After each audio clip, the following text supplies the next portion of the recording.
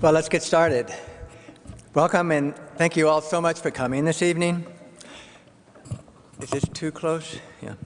I'm Bill Oliver and I'll be serving as the MC. I serve on the board of the Colorado Springs chapter of PFLAG. That's Parents, Families, and Friends of Gays and Lesbians, or Lesbians and Gays. We have a chapter here in the Springs. We meet monthly. And we are the organizer of this event.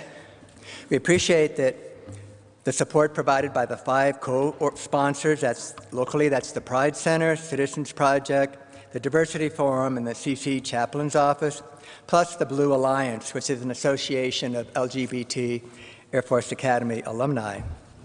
Particularly want to acknowledge the great support I've received from Colorado College, and personally thank Chaplain Kate Holbrook and Linda Madden of the Chaplain's Office, Connie Dudgeon in Community Relations, Beth Concilia and the Office of Minority and International Affairs.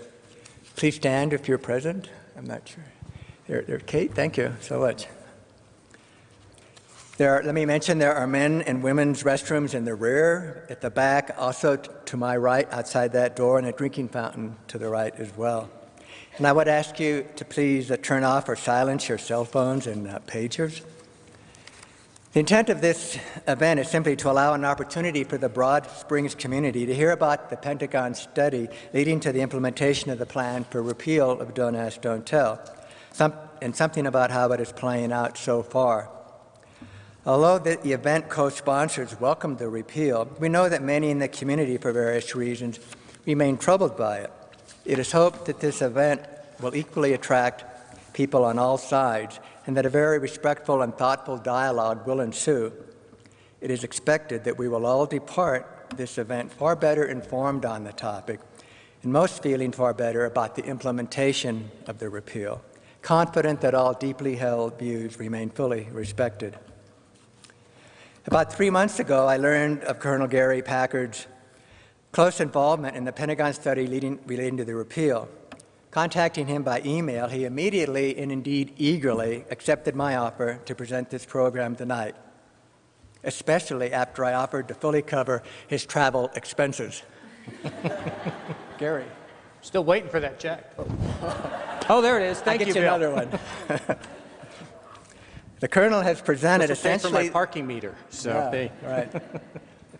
If it's not enough, let me know. The Colonel has presented essentially the same program over the past many months on 4 college campuses: San Diego State University, Cal Poly, Cal State Polytechnic in Pomona, California, USC in LA, and in March he was at Texas A&M. Other than at the Academy, however, this is the first such presentation in Colorado, and we are very privileged to have him. I was told by Colonel Packard that there may be several Academy faculty coming out tonight. I did clarify with him that attending tonight might work better than saying coming out. But we'll just see how that plays. So Colonel Packard is the featured speaker, and he'll talk for about 40 minutes or so. He'll be followed by 2 short presentations by Major Jeff Mueller and by Trish Heller. Please make note of, but hold your questions until after the 3 presentations. You can then line up at the mic here to present your questions. In November 30th, 1993, President Clinton signed into law what became known, the policy that became known commonly as Don't Ask, Don't Tell. It lasted for 18 long years. December 22nd, 2010, President Clinton signed into law the repeal that had been passed by Congress. This repeal was subject to the subsequent certification by 3 people: the President, the Secretary of Defense, and the Chairman of the Joint Chiefs of Staff, that implementation is consistent with the standards of military readiness and effectiveness, unit cohesion, and military recruiting and retention. 60 days later, the repeal became effective. That was September 20 last year, a little over 6 months ago. It has been effective. Colonel Gary Packard is the permanent professor and head of the Department of Behavioral Sciences and Leadership at the Air Force Academy. He leads a diverse faculty of psychologists, sociologists, and industrial organization faculty. and human factors engineers responsible for teaching over 30 undergraduate courses to about 3,000 cadets. The department faculty are also highly involved in cadet leadership and character development through the officer development system. Prior to joining the faculty, Colonel Packard was the commander of the 32nd Flying Training Squadron at Vance Air Force Base, Oklahoma. Colonel Packard served at the Pentagon as the Air Force writer under the Secretary of Defense's Comprehensive Review Working Group, in 2010 studying the repeal of Don't Ask, Don't Tell. Colonel Packard deployed in 2011 as Director of Staff, 379th Air Expeditionary Wing, Southeast Asia, in support of Operation Enduring Freedom and other missions there. Colonel Packard received his commission in 1962 from the Air Force Academy with a BS in Behavioral Sciences. And he subsequently got a master's in aeronautical science from Embry-Riddle, a master's of arts in counseling from Michigan State, and a PhD in developmental psychology from University of North Carolina, Chapel Hill. And he is the proud father of 4 children aged 12 to 25. Oh, and by the way, the Colonel greatly regrets that he is so busy now that he can no longer do what he used to do about 16 years ago, which was to help the students learn how to fly the gliders, which we see all over the north end of town, if you're lucky enough to live there. Colonel Packard.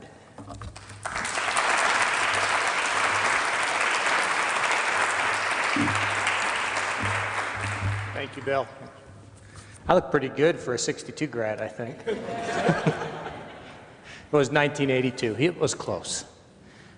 But it's a pleasure to be here. Thank you all for coming out for this talk. As Bill said, I've gone to different campuses and universities to talk, but it's really nice to be able to do this in my hometown and talk to people here. Up front, let me just say this. One, what my purpose is and what my purpose is not. The purpose of this talk is not to be an advocate or push a position. As a commissioned officer in the United States military, that's not my role in life. But my goal here is to talk about some facts, to talk about the process, and to help create some understanding of how we got to where we are today. And I'm going to do that through a couple of processes. I'm going to talk a little bit about my own personal journey. How did I end up in Washington, D.C. as a writer on this study? Talk a little bit about the study itself, some of the processes we went through, some of the findings that we had, and how we went through that about 10-month process there in the Pentagon. I was not there for the whole time. I was there for about the second half of it.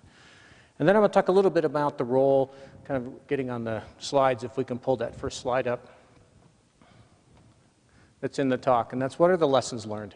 When we talk about military loyalty, when we talk about reason, when we talk about action, what is our role as military officers, as citizens, as we deal with complex and sometimes difficult social problems, such as the repeal of Don't Ask, Don't Tell. And so that's what we'll try and get through today. I want to start with this quote. This is a quote. General Carter Ham, who is now the commander of AFRICOM, all of the forces dealing with the African continent for the United States, was at the time of the study the commander of all the Army forces in Europe. And he, along with Mr. Jay Johnson, who's the general counsel for the Department of Defense, were the 2 co-chairs appointed by Secretary Gates to lead this effort to study the impact of repeal of Don't Ask, Don't Tell in March of 2010.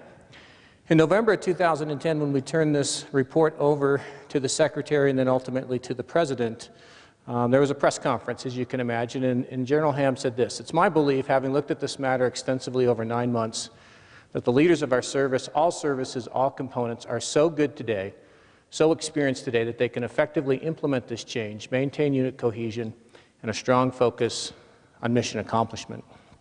And I like to start with that quote because that really became the bottom line of why Secretary Gates put us together in the first place, as he wanted to know the answers to those basic questions. If we repealed Don't Ask, Don't Tell, there was a lot of speculation, a lot of opinion on what the impact would be. He wanted to know what would it really be, and so he commissioned a group to do that study, and that's what we did.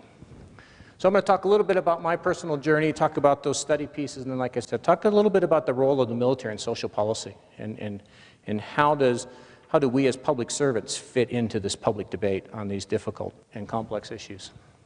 So let me talk. I am a developmental psychologist, so I have to put a couple of at least academic-looking slides up here to start with.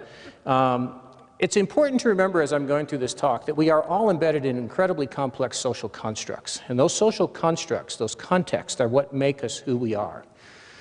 Our families, our friends, the universities we attend, the jobs we have all influence us. One of the people I worked with, Phil Costanzo, put it this way: not only is the individual found in society, but society is found in every individual.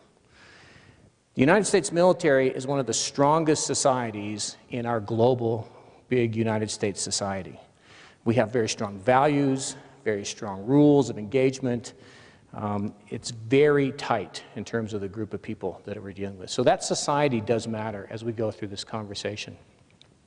And society has changed over the 17 years that we had Don't Ask, Don't Tell, as Bill was talking about, from 1993 till 2010, and then finally Repeal last year. But if you go back even further, you go back to the 1950s when we were going through racial integration in the United States military after President Truman said in 1948 that we would, through executive order, integrate the United States military. We went through 30 years of that before we got to the mid-1970s when our own service academy out here in 1976 integrated women into the first class in 1976. And we had to deal with that issue and process through that issue. And then from 1993 until 2011 to deal with this process of what about those gays in the military? And what do we do about that issue? And so it's been a complicated change. So it's important for us to understand that society has changed. Public opinion has changed. The public opinion about race in this country in 1948, we can all agree, is dramatically different than the public opinion about race today. The public opinion about gays in the military in 1993 is dramatically different than it is today. These things change and evolve over time. And like others, I changed along with society. When I entered the Air Force Academy, June 26, 1978, the last all-male class were our seniors, the firsties, the people in charge. And so I got to see firsthand that transition in gender. And quite honestly, the issue of gay and lesbian people serving in the military was not a topic of conversation. The issue of women serving in the military was a hotbed topic of conversation at that point in time. And so when I raised my right hand for the first time and said my oath of office on that day, that was the issue that was on people's mind. I wasn't even thinking about this issue. It wasn't even a concern of mine, especially growing up in a small-town, mid-American community.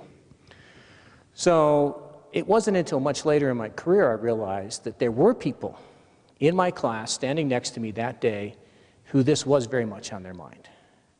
Because there were gay men and lesbian women who were there serving in silence right beside me, and I didn't know it. And not only did I not know it, I didn't even think about it.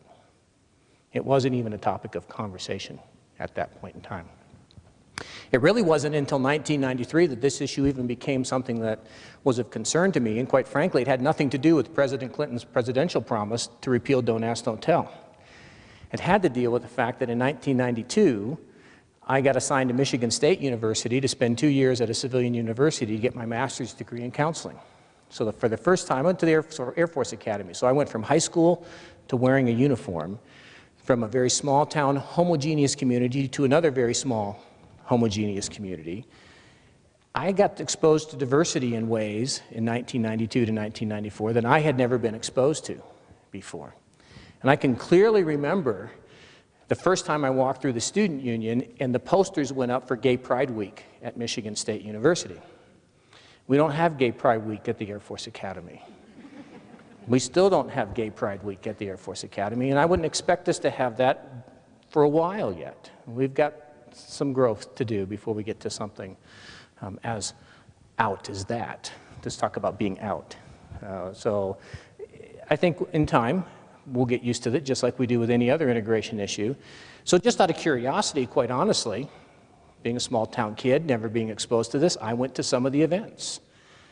Probably more to confirm my bias, to be honest with you, than to really be open-minded about what I might be exposed. And what I found was that I got shocked that these were just regular people that I could relate to. Amazing. Imagine that.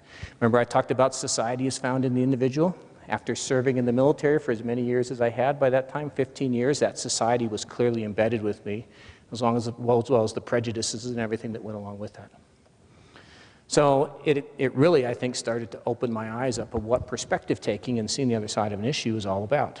That, plus the fact I was in a counseling program and I had to sit in an office as an intern across from people who I would never have probably interacted with on a regular basis on the street and hear their stories and talk with them and help them through their issues, started me thinking about life and people a little bit differently.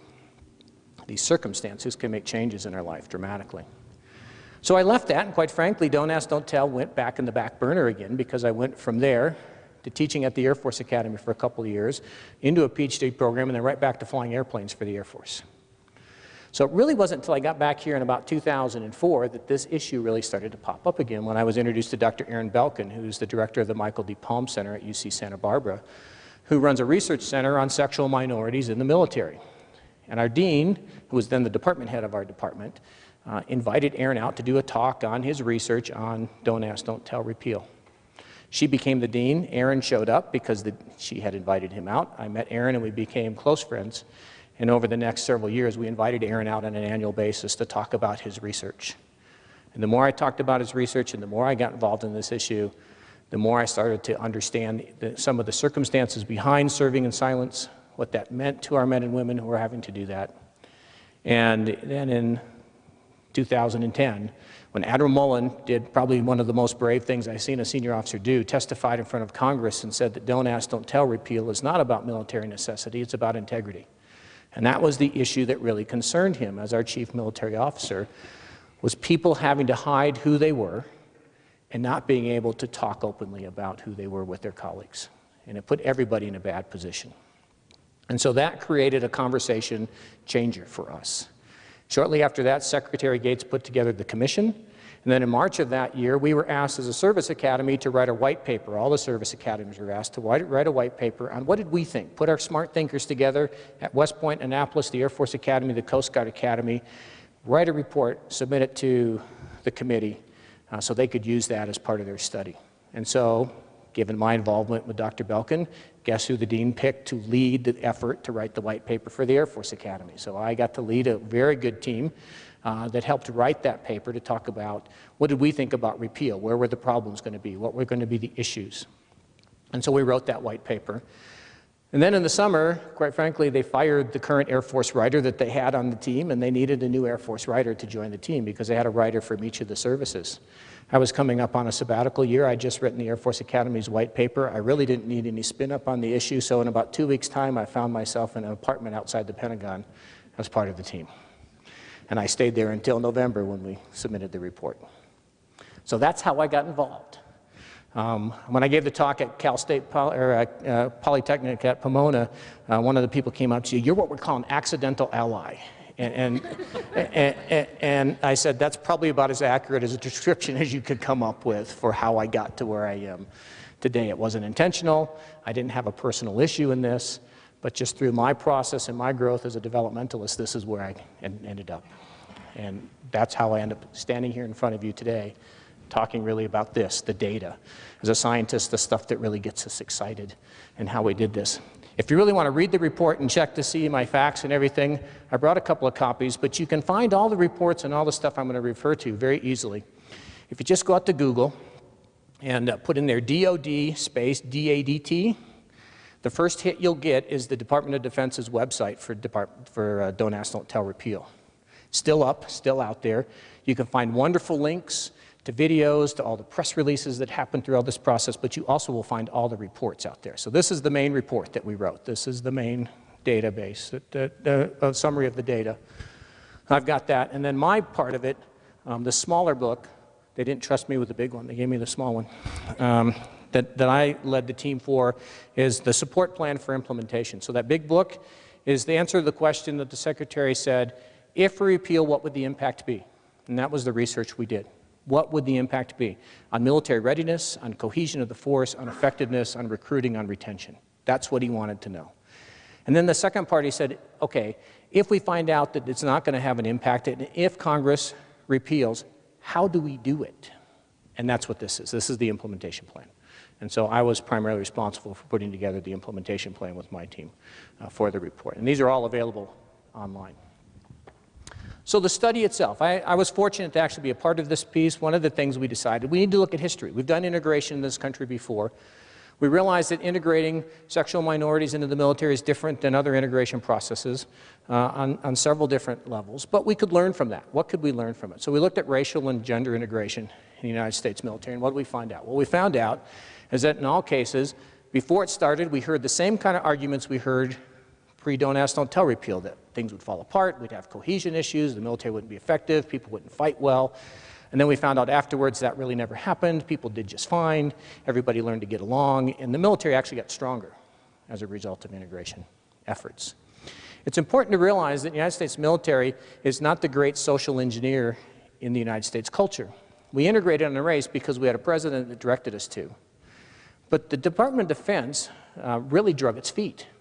And the only reason that we finally ended up integrating on race in reality was because in Korea we ran out of segregated units, and so they had to merge them together just to create enough battlefield units to get on the ground. And then when they put them together, they said, hey, they seem to be working just fine. I guess this is not a bad idea. When we integrated on women, we didn't do it because we had some great equal rights amendment process in mind. We did it because we just went to an all-volunteer force. And the demographers looked at the number of men that were going to volunteer and said, we're not going to be able to get enough men to volunteer to fill the ranks. We need women to join in higher numbers. So the real reason we integrated women the way we did was to get more people in so we could fill the ranks in the United States military during a Cold War big military posture. So it's a military necessity argument that really drives us a lot of times.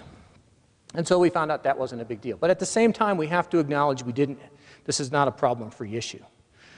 Back in 1971, we had over 300 people arrested at Travis Air Force Base over a riot in the enlisted dorms over somebody playing their music too loud. Same kinds of things that triggered riots in the rest of society during that time of civil rights in the late 60s and early 70s were triggering the same kinds of tensions on military bases around the country and around the world. So the military is a reflection of society. We deal with the same kinds of issues.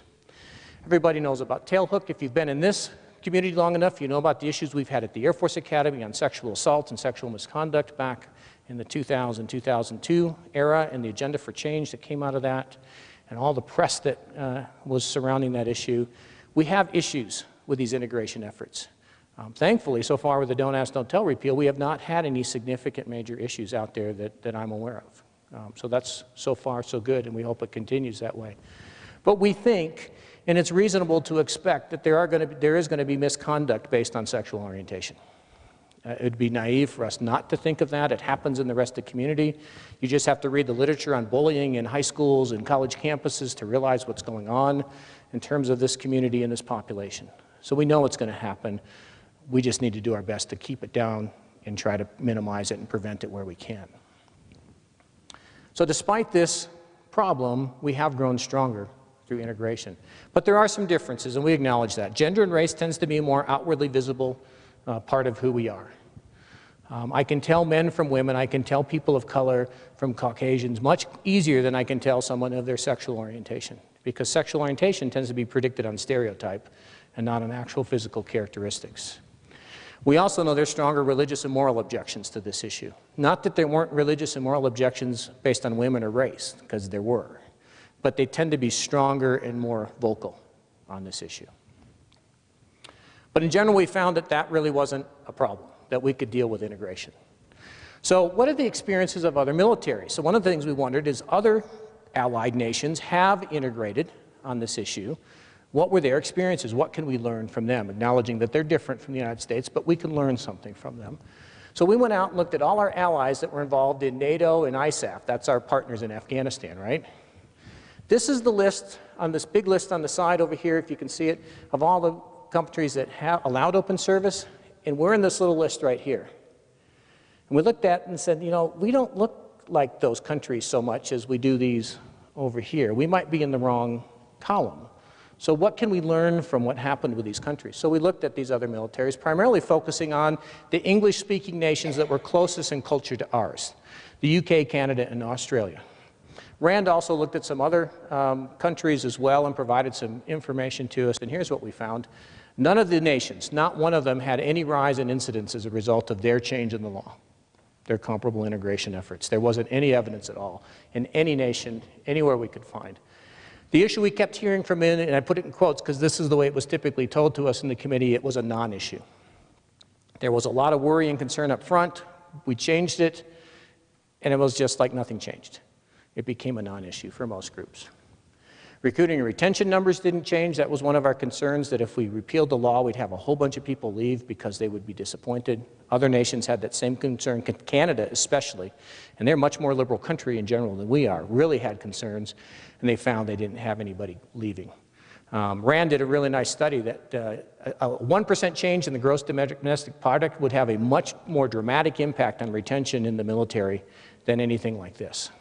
And the reason is, there's no jobs out there right now. So people might not always be happy, but when they go home and talk to the family and say, I think we should get out, and then they look at the job market, they'll probably say, no, I think we should stay in, because there's no place to go.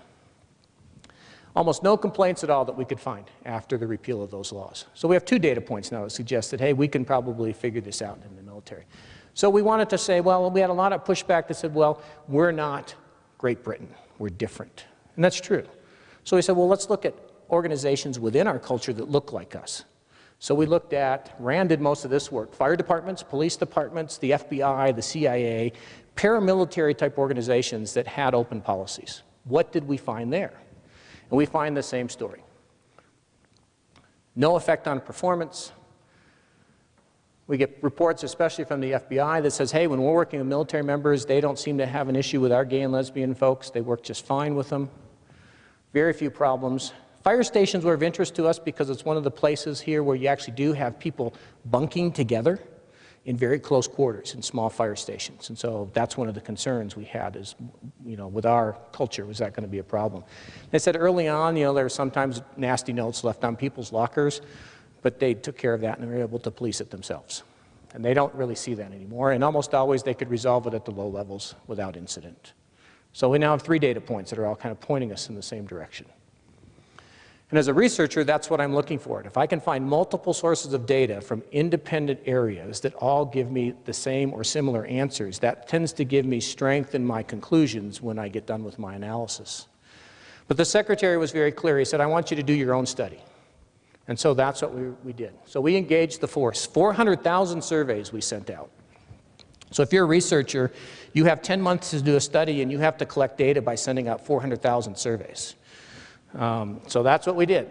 We tried as scientists to say, we really don't need that big a survey count, but we were told, yes, you do. And so that's what we did. And that's what we sent out. So we got 115,000 responses. The nice thing about working for the Department of Defense is there are some resources there, and so we didn't have to do the analysis ourselves. We got to hire a company called Westat Corporation to do our data analysis for us. We just got the reports, but the reports are rather thick. I brought a few of them here just to show you what the data looks like when you get done. These are the executive versions of them, these 3 books here. I've got 2 volumes that are a little bit bigger than that each that are the appendices that go with these 3 volumes. So if you stack them all up, they're about this much. So we had a lot of data. So if you are a faculty member here at Colorado College and you had students that need a dissertation project, I got data for you. So. We also sent the survey out to military spouses because we know in the military that we retain families. It's a family business. And that's a big issue, whether people stay or don't stay, is the impact on the family. So 150,000 spouses got surveyed, 44,000 responses, just under 30% return rate on our surveys in general, which is pretty typical. We also set up an online inbox, and this was a place where you could go out. Anybody who had an ID card and could log into a computer could go on to this spot, and they had a character limit, but they could tell us anything they wanted to about repeal. We got 72,000 entries. I've got more qualitative data that you want to take a look at right here. We did 95 information exchange forms. This is kind of an interesting issue. And what's an information exchange form? It's a town hall meeting. But if you remember the elections in 2010 when all the disruption was going on in town hall meetings in that midterm election, our co-chair said there's no way we're going to call this a town hall meeting. And we don't want that connotation. We're going to call it an information exchange forum. So we had these information exchange forums, 451 installations literally around the world. The co-chairs traveled to Europe, to Asia, to bases all the services, everybody got a chance to have a voice in this. And so we'd set it up in a base auditorium or the chapel on the base like this, and anybody could come and they could just speak their mind. And we had scribes in there taking notes. We gathered all that data. We also had 140 smaller focus groups. So we tried to target like first sergeants. We targeted the Navy SEALs because that was one of the concerns, those really hyper-masculine groups. What are they going to deal with? We targeted spouses. We targeted junior enlisted. We targeted senior officers. And we gathered very targeted focus group data. And then we had one of the most interesting things and one of the most difficult things. We had a confidential mechanism. It had to be confidential because remember, don't ask, don't tell is still under enforce. So if you are a gay or lesbian service member and you tell me your opinion, then I'm going to have to turn you in and kick you out. Okay? So we hired another company to actually run this survey, create a website where people who are gay or lesbian serving in the military could go out, give us their input. 296 brave people took the chance to do that. I've talked actually to a couple of them after the fact, and both of them told me they were scared to death when they were on that website that somebody was going to find out that they were on that website and turn them in. So that gives you a sense of what they were dealing with, but they felt they had to have their voice. We also talked to a lot of service members who were either separated under Don't Ask, Don't Tell or left voluntarily under Don't Ask, Don't Tell. We talked to advocacy groups. We got a representative OutServe over here. They were part of the groups we talked to. We talked to the Palm Center. But we also talked to the other side as well. Elaine Donnelly's group, if anybody's familiar with her group, on a much more conservative view and was opposed to Don't Ask, Don't Tell repeal, had the ear of the co-chair just as much as Aaron Belkin did. So they listened to all sides of this issue. So what did we find out? I'm not going to give you everything that's in those books. I'm going to give you 3 questions that kind of highlight and summarize what we think the major findings are. First one, we asked service members in their immediate unit, if you, did you think if you had someone who was gay or lesbian, would it affect your unit's ability to work together to be effective? And what we found is 70% predicted that it would have a positive effect, some positive, some negative, or really no effect on the unit. We then said, in your career, have you ever worked with someone who you believe to be homosexual? Now, there's 2 ways to figure this out. One is you could know, and people did know, in small groups, hey, I know that you're gay or you're lesbian, even though the greater group doesn't know. Or you can make that belief based on behavior or stereotype or rumor that you've heard from other people. But if you believed you had someone who was gay or lesbian, we wanted to know that. Almost 70% of our population already knew that and was operating just fine. And so we then asked that group, of those people, did you believe in that unit that there were any problems? And 92% of the people said nope, that there was really no problem with that person, having that person in our unit. And that was probably one of our biggest data points, that people who believed they were serving with someone gay or lesbian, 92% said that it was either good, fine, or neutral in terms of how that unit worked together. And that was a consistent finding through all our questions. In general, 50 to 55% of our population said it would have either no effect or some effect. 15 to 20% were positive, and about 30%, about a third, and this is comparable to what we heard from all the surveys that were done by other organizations before repeal. About a third of the people in the military believed that this was not a good idea. Except for in the Marine Corps and in the Army Infantry, which tend to be very homogeneous, all male organizations, the resistance is higher there, but what we know about social psychology and group behavior, that's not unexpected. That's a predictable outcome. We would expect that. We asked spouses, about 12% said that they would ask their spouse to leave earlier. What we find is that people say that, but that doesn't really happen when the reality hits them of they have to actually change jobs and change careers. And so we have not seen to date, it's pretty early, but we've not seen any change in our retention or recruiting rates at all in the United States military. Overall, this is much less than we expected with race and gender. 1940s, up to 80% of white service members were opposed to racial integrated units. 80% compared to the 30% we're dealing across the board on this issue.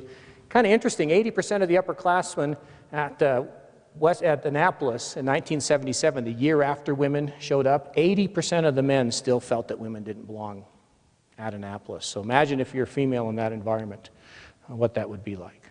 So much stronger opposition to those similar to other nations. When we looked at other nations' data, when they did survey, they had almost exact same data that we have in the United States, so it was very predictable. And we found that if people believed they were currently serving, they had a much more positive belief on this issue. And I'm just going to show you, this is the only data table I'm going to show you. Okay, so if you want to see more, come see me afterwards. I got a bunch of them. But so we said, remember that 36%, or we had said 36% believed they were currently serving with someone they thought who was gay, lesbian, or bisexual. Currently serving. And so we parsed that out. So we said, if you currently serve, right here, yes or no, is your unit effectiveness going to be affected if it's out in the field and field training or on sea? What's going to happen to your unit? Is it going to be positive or negative, or do you really care? And in combat, when people are actually shooting at you, what's going to happen? And here's the negative. So what we find is if people currently are serving with someone, you can see there's a significant difference between how many people look at that negatively versus people who don't have someone currently serving in their unit. So you tend to have more bias against this if you aren't currently serving with someone who you think is gay, lesbian, or bisexual. Same thing carries out in combat, and it's much lower in combat. So in other words, the closer I get to people shooting at me, the less I care about this issue. Right? That kind of makes sense. I've got bigger things on my mind at that point in time. And so those were both findings that we found supportive of repeal. And that held across all the data points we were looking at. Cohesion, readiness, effectiveness, it didn't matter. We had the same pattern in every piece of data. So what did we hear? What were the concerns of the forces? The three major concerns of military members before repeal were standards of conduct. Worried that, that men were going to wear women's clothing, women were going to wear men's clothing. That there would be unequal standards enforced based on your sexual orientation. That we would change the military culture as a result. That was a concern. There are obviously moral and religious concerns. A lot of people have very strong beliefs on this issue. It's not the United States government position to change your moral or religious beliefs. That's not what we're about. But people are concerned about that, and it was a concern we had to take seriously. Some of the most divergent views were among the chaplains corps, from chaplains who are very much in favor of repeal based on their denominational background versus chaplains who were very much opposed to repeal. A lot of diversity. They tended to lean, and not unexpectedly, towards the opposed repeal group primarily. And the last was a privacy issue. Concern about showering with someone who was gay or lesbian if you're a straight person. Those were the big issues. So those were the issues we had to deal with in our implementation plan. How do we avoid this discomfort? It would have been wrong for us to just say, oh, we're not going to deal with it, we're going to ignore those issues for you. And so and I'll talk a little bit about that. And we dealt with it really this way. We really focused on who are we as a military and what's our oath of office say. When we take an oath of office, we swear and support allegiance to a document, to a set of principles, the Constitution of the United States. And that's where we find our guarantees for religious freedom. That's where we find our guarantees for freedom of speech. That's where we find how we deal with each other in this free society called the United States. And so we had to go back to that document. And what did that say? And what we really zeroed on with these three key ideas: leadership, professionalism, respect. And of those, leadership was the most important. I'll tell one quick story here. One of the most impressive leadership acts I saw was when General Amos, who was the Commandant of the Marine Corps, was asked to testify before Congress on repeal. So had the reports been given out, this is late 2010, all the chiefs of the services are asked to testify in front of Congress. General Amos, the four-star general in charge of the Marine Corps, gets asked his personal opinion. What do you think? When a military member is asked by Congress their personal opinion, you are by law required to give them your personal opinion. And so he did. He said, I think it's a bad idea, it's bad for the Marine Corps, we shouldn't do it. That was pretty consistent across our senior service chiefs. But then he said, but. This is the leadership issue. But if the Congress of the United States repeals this law, the Marine Corps will lead the way and do this better than any other service out there. That's what we meant by leadership matters most. The tenor that the leaders set in those organizations was going to dictate how this repeal would happen. And that's really what we've seen so far. As leadership has done a very good job in general across the board of taking this issue on and taking it on seriously. And I think that's why you've seen very little disruption. The other key thing is we evaluate people in the military on these issues, on your merit, your fitness, and I don't mean physical fitness, your fitness for duty, your ability to do your job, and your capability to rise up to higher rank. That's what we evaluate you on. To evaluate you on anything else is not lawful. So I'm from the great state of Michigan originally. I would love to take all the Ohio State Buckeye fans in the world and say you cannot be promoted, okay? Because we have a little rivalry going on there between those two states, but that would be wrong for me to do that, all right? In fact, I had an instructor pilot when I was a squadron commander who was not only an Ohio State Buckeye fan and an Ohio State graduate, he was in fact Brutus the Buckeye, the guy in the suit. I promoted him anyway, so it is. Sexual orientation is a personal and private matter.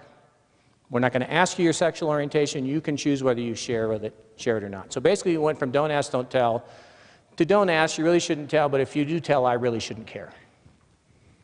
And that's what it should be. I shouldn't be talking about what goes on in my bedroom any more than you should be talking about what goes on in yours. It's personal and private matter. Service members are not required to change their personal beliefs. And that's true right now. We have lots of service members who believe very strong in their faith, serving along people who have violently different views about faith and social issues than they do. And they get along just fine. That's how our society works. This is no different. We're not going to require you to change your beliefs. You can hold whatever beliefs you have, but when you come to work, you are expected to respect and treat everybody with dignity that's in your organization. And that's how we do things, and that's how we should do them. And then we hold everybody to the same standards of conduct. Bullying, harassment, victimization, they're all illegal, they're all wrong, and they have no place in the United States military. It doesn't matter what the basis is. We don't do that. Does it happen? Of course it happens.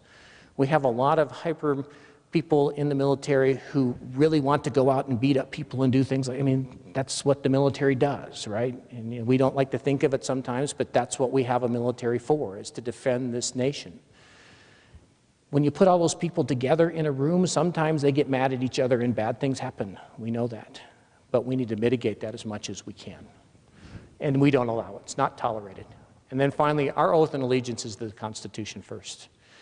If you're a military person and you have a faith, you have to learn how to work within the constitutional boundaries in your belief system. If you can't, then you have to find another place to go work because that's what federal government's all about. And so that's a difficult thing for some people. Those of us who have a faith, we've learned to resolve that over time, and we still serve. But that's the bottom line issue. So what's going to happen with the next thing that comes up? I guarantee you this will not be the last social problem the United States military has to face. DOMA, the Defense of Marriage Act, probably going to be either changed by law, most likely, I personally think, and this is nobody's opinion but mine, but we had more attorneys on our study group than any other type of person, as you can imagine, because we were dealing with a lot of legal issues. And they don't all agree on these issues a lot of times. It makes for some fascinating conversation. But we talked about DOMA in the group, and most of the legal people I talked to, as well as my understanding of it, I don't think Congress will touch it. I think the courts are going to repeal it, is what's going to happen eventually. That's what most legal predictions are. When that happens, the Department of Defense and all of the federal governments is going to have to deal with what do we do with partnerships and marriage and so on when it comes to same-sex unions. I don't know how we're going to deal with that, but we're going to have to someday. Women in combat's a current issue. Last year, the Navy allowed women onto submarines for the first time. So the Navy's dealing with that issue right now. The Army just changed the rules in terms of what level in combat women can serve, and they lowered it down one, getting women one step closer to the battlefield. Those are issues we're going to have to deal with in the United States military. So the bottom line, and when I talk to cadets specifically, is what are you going to do about that in the military? What are your roles and responsibilities? And these are the things I talk about. One, the first thing is integrity. That oath of office really does matter. That's the predominant thing we've got to stake our allegiance to. So oath of office is important. Transparency. You have to be personal about this. You have to be able to talk about your discomfort in the right venues, but you have to be professional at the same time. And when we step outside that professional boundary, that's when people start to get into trouble on either side of this issue. Respect and courtesy are incredibly important when we go through these issues. You have to learn to be comfortable with being uncomfortable. I talk about this in my leadership class, that the art of being a good leader is learning to be comfortable with being uncomfortable, because if you're a good leader, you are putting yourselves in situations where you're not comfortable on a regular basis. You're stretching yourself, you're challenging yourself. And it's easy to stay in your comfort zone, but there's no easy button when it comes to these kinds of things. You've got to get out of your comfort zone, out of your skin, deal with things from a different perspective. Our military, just like our nation, is going to continue to get more and more and more diverse over time. And we, as military leaders, are going to have to be able to deal with that effectively. And you have to struggle with difficult issues. There is a difference between what the military requirement is and my personal comfort. It is not comfortable to be stuck out in the middle of Afghanistan with no services. You don't volunteer to do that because it's a comfortable place to be, but you're there because you're serving and you feel called to do that. There are expedient situations, or like the study we did, there can be thoughtful study on these issues, where we can put science, we can put reason, we can put logic on these questions and come up with reasonable answers. And then there's this idea of dissension. What do you do when you do all that and you still don't think things are going in the right way? How do you as a military officer deal with that? And I want to finish on this kind of idea. Radicalism. We have radicals in the military. If you've ever been up to the Air Force Academy, we have a dining hall. It's called Mitchell Hall. It's named after Billy Mitchell. Billy Mitchell was a radical. If you don't know Billy Mitchell's story, he's an interesting guy. He's a bomber guy, really believed in strategic bombing coming out of World War I through the World War II transition. He got so frustrated with his bosses and leadership that wouldn't listen to him that he held a press conference and basically told the press that all his bosses were idiots. He got court-martialed for that. And it wasn't until after his retirement and his death that he really got exonerated and got levied enough that we named a building after him at the Air Force Academy. Mitchell High School here in town is William Billy Mitchell High School. It's named after this radical who was court-martialed. Okay? So we have but there's a price to that, right? He had to pay something for that. In this issue, Daniel Choi is an example of that. Daniel Choi, if you don't know his story, he came out on the Rachel Maddow story on MSNBC.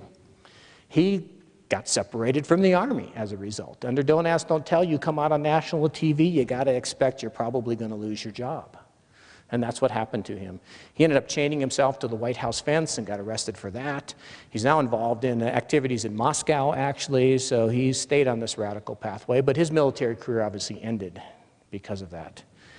I didn't want my military career to end. I was not about to be a radical. In fact, there are several people I worked with through this process who would tell me, hey, you need to do this, and I would say, no, if you do that, I'm going to get fired, and if I get fired, I'm not here anymore, and if I'm not here anymore, I can't be working on this issue. And so I ran across this, actually after this study, this idea of tempered radicalism. Meyerson and Scully.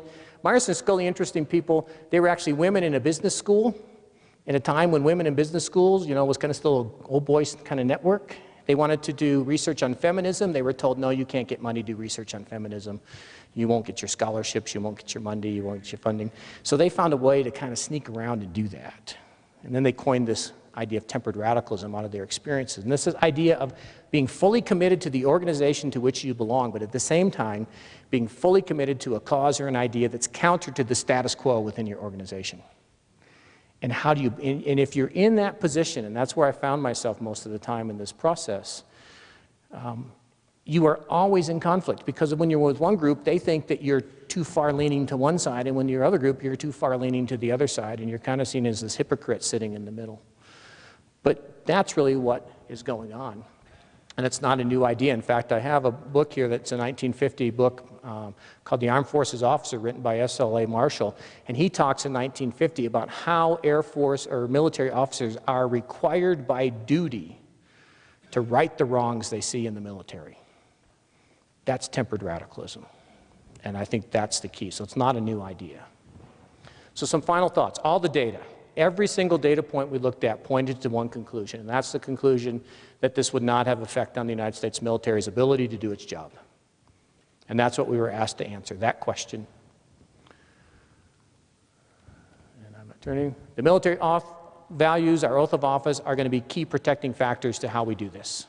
And they're going to, if we follow those values, if we follow that, if we have good leaders, we shouldn't have any problems with this repeal process. We're going to have problems. And we're going to have to learn how to deal with those problems, just like we do with sexual assault in the military still today. We're going to have to learn to deal with that and deal with it more effectively than we are. But we will grow stronger. The more diverse we are, the more we represent society, the more we represent society, the better we offer as a United States military. And then finally, all of us, whether we're in uniform or not, have a responsibility, a duty to right the wrongs we see in our society, whether that's picking up litter on campus or whether that's fighting a social issue like this. We have a responsibility to be involved and be involved in an appropriate manner. And I want to finish with a couple of quotes, 4 of them. This is one of the quotes we got from that confidential mechanism that I had, from one of our gay service members. I think it speaks really truly to what service under Don't Ask, Don't Tell was like. I doubt I would run down the street yelling, "I'm out," but it would take a knife out of my back I've had for a long time. You have no idea what it's like to serve in silence. And I don't. As a member of almost every majority community in this country, I don't know what that's like. But I've learned to appreciate it a lot more through the processes that I've been through. I can't pick and choose what I enforce. I have strong religious beliefs, but I have to leave them behind and do my job. If I can't do that, I've got to leave the Army. That's the oath of office issue. This is actually from an Oklahoma City public servant. I've spent a couple of tours in Oklahoma. It's a very strong Bible Belt conservative state. I know in this part of the country it's not easy for people to accept homosexuality. I was raised to believe homosexuality is wrong, but at work it's about treating everybody fairly. And then finally from our co-chairs, Mr. Johnson and General Ham, we are both convinced our military can do this, even during this time of war. We do not underestimate the challenges in implementing a change in the law, but neither should we underestimate the ability of our extraordinarily dedicated servicemen and women to adapt to such a change and continue to provide our nation and the military capability to accomplish any mission. Pretty strong statements from 2 senior members of the Department of Defense, who did this not based on their personal opinion, but based on what they saw in the research and the study that they commissioned. And we are not going to do questions right now, but I'm going to turn this back over to Bill, and he's going to introduce our next guest. Thank you very much.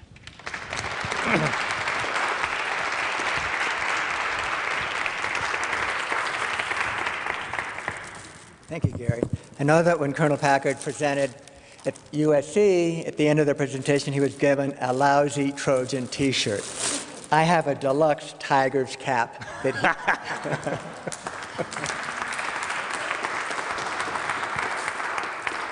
The only place I can't wear this is to the Air Force Colorado College hockey game, so. Perhaps not. Well, I hope you'll wear it when you do the Marine Corps Marathon. There you go. At least wear it in training runs. Yeah. We do have 2 more brief speakers. The first will be Major Jeffrey Mueller. Jeff was born in the Denver area and actually lived part of his youth in Colorado Springs. He entered the ROTC program at Notre Dame and was commissioned with as an officer in 2001. He was assigned to the 12th Missile Squadron at Malmstrom Air Force Base, involved with ICBM missiles. Later on in his career, he went into the acquisition assignment and was assigned at Peterson Air Force Base to the Air Force Operational Test and Evaluation Center, AFOTEC. And about a year and a half ago, where he was involved with GPS and WGS, about a year and a half ago, he took an assignment at Schriever, where he is now in support as a test director for the Missile Defense Agency. He has, in addition to his direct military service, he also is involved in a community service in regard to his Civil Air Patrol. Civil Air Patrol is an Air Force auxiliary. He was involved in that since his days at Notre Dame, subsequently in Montana and Wyoming, and now in Colorado Springs, where he actually has the rank of lieutenant colonel in the Civil Air Patrol. And another way he serves the community is as a member of Out Loud. Perhaps some of you were at their Out Loud spring concert just last Saturday. He has been with it for 5 years. And he is also the vice president, he's also the chapter leader of the Colorado Wyoming chapter of OutServe, which is an association of actively serving LGBT military members. Major Mueller has been with his partner Eric for 6.5 years. Jeff, could you please join us?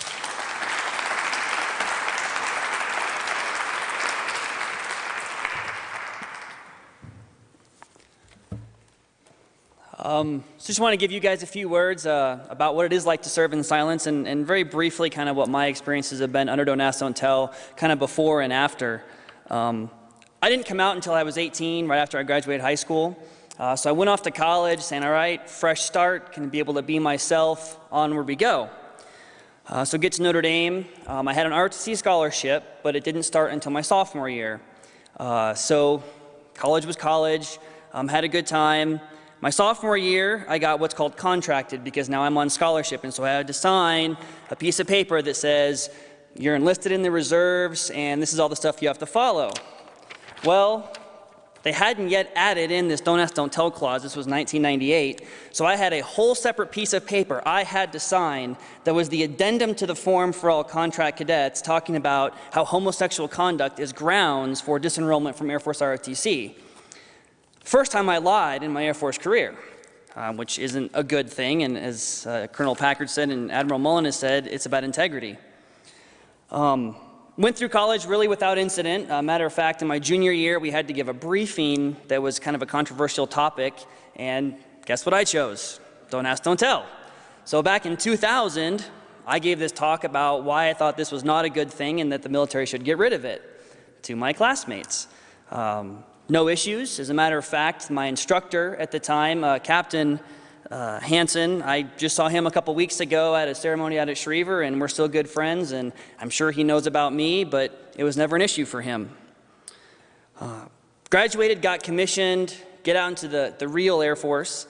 I get to Vandenberg Air Force Base, and just like anybody else, I'm trying to meet friends, and met a couple friends. One was straight, one was gay, and had my first real scare, but it wasn't military related.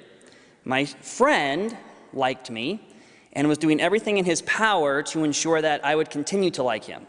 So he crafted a story that OSI, the Air Force Office of Special Investigations, the people that used to investigate, don't ask, don't tell, and kick people out, was after me.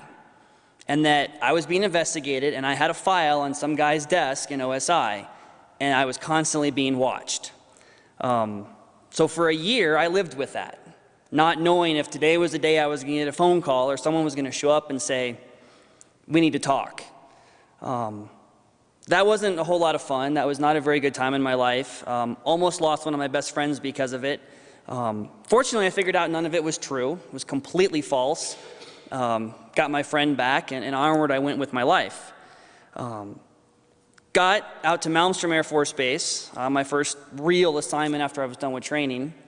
And I'm going to be there for 4 years, bought a house, trying to make some friends, loved to meet some gay friends, gay military friends, and finally started to do that. I'll never forget when I met my first gay friend officer. It's like, this is awesome. We have something in common. We can relate to each other.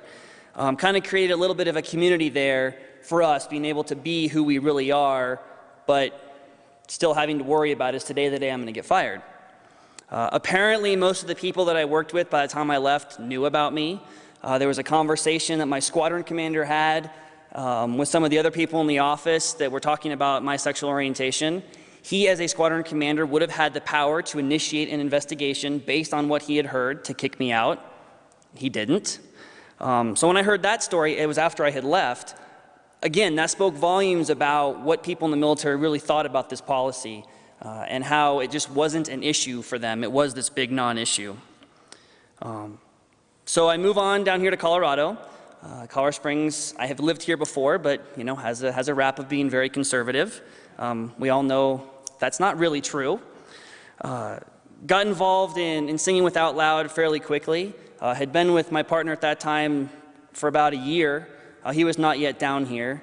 But now I'm in a serious relationship and having to deal with how do I be in the military, answer all the questions of having to go to Christmas parties, oh, what did you do this weekend, and not really being able to answer that, or changing the pronouns around, or just kind of withdrawing and not really getting active with some of my coworkers.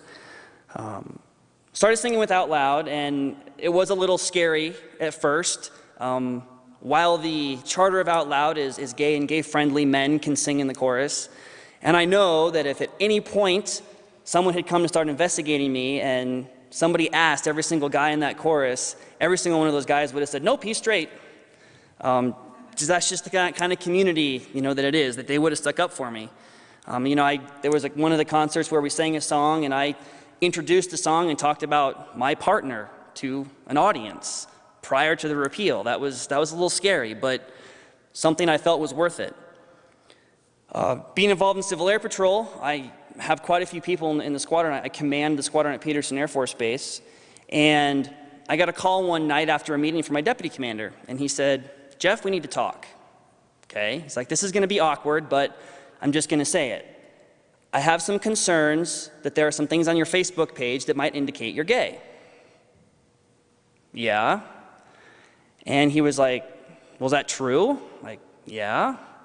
He's like, "Oh, well, I meet on a military base. I have a lot of military families."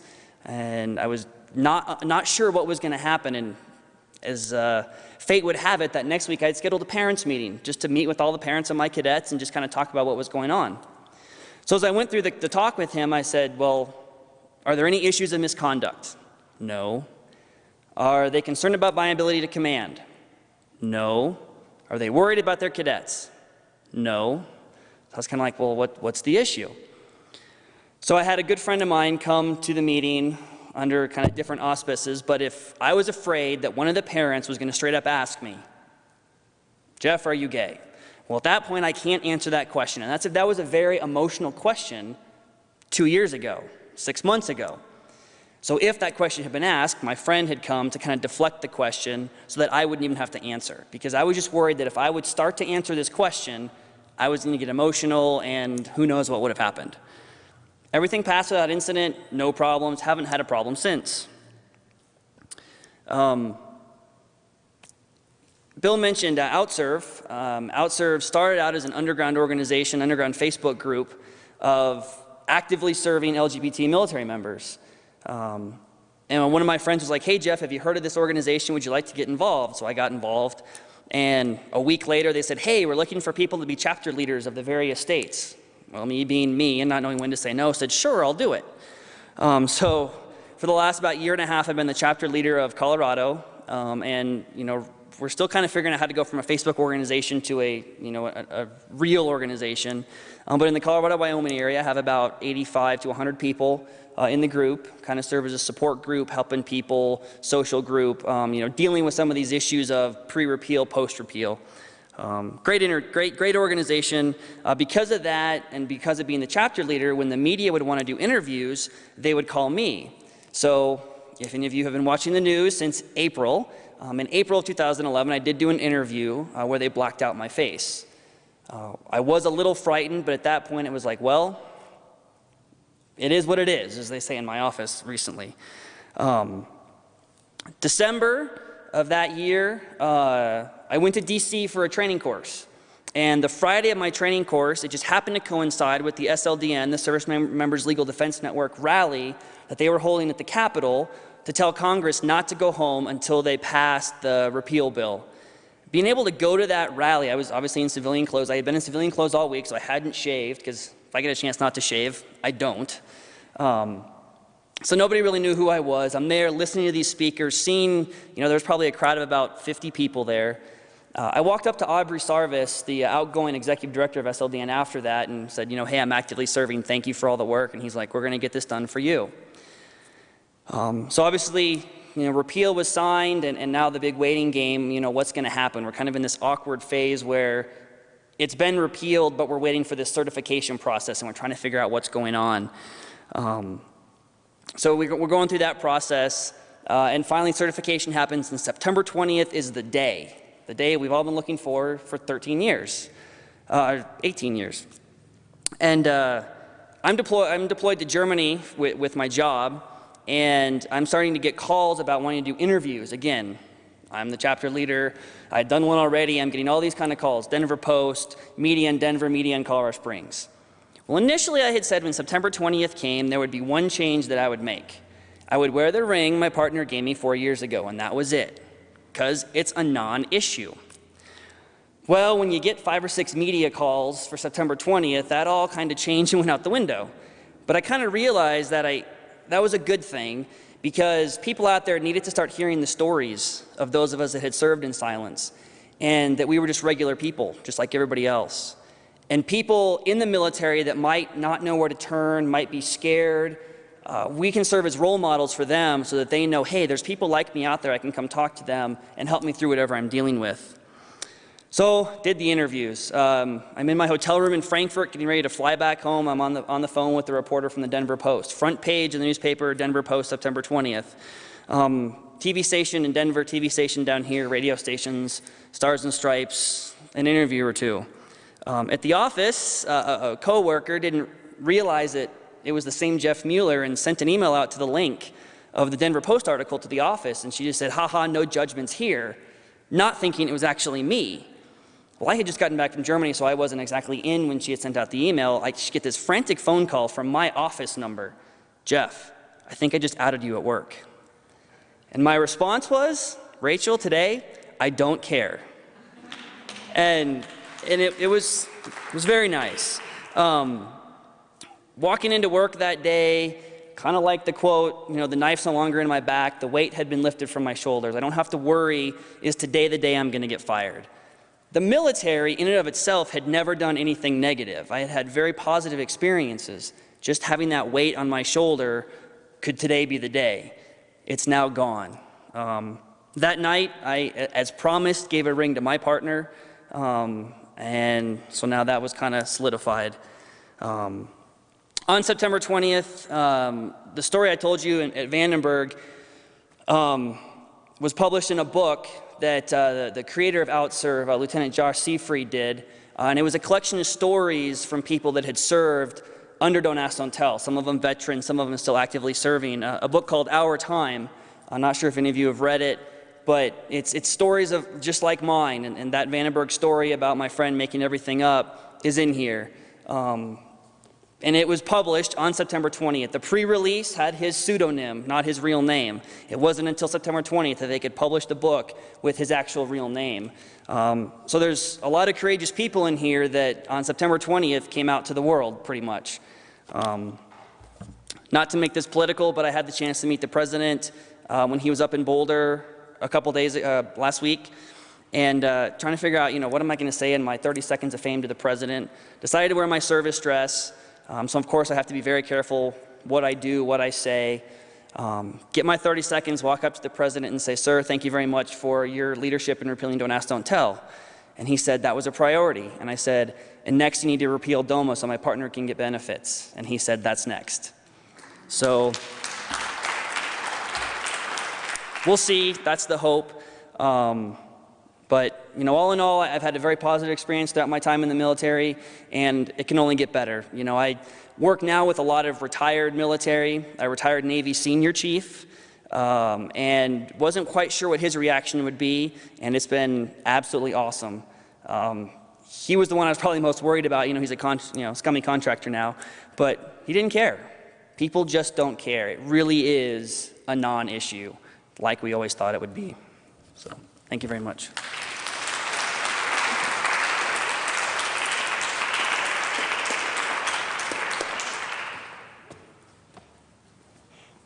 Thank you so much, Jeff. The Tiger Cap store is across the street.